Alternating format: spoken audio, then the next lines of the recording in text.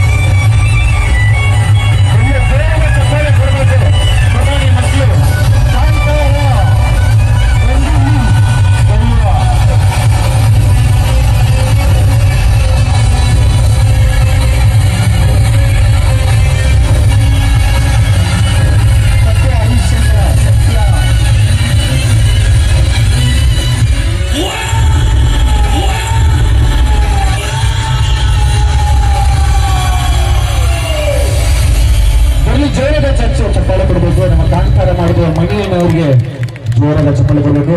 ಕಟ್ಟ ಕಡೆಯ ಗೀತೆ ಸತ್ಯ ಹರಿಶ್ಚಂದ್ರ.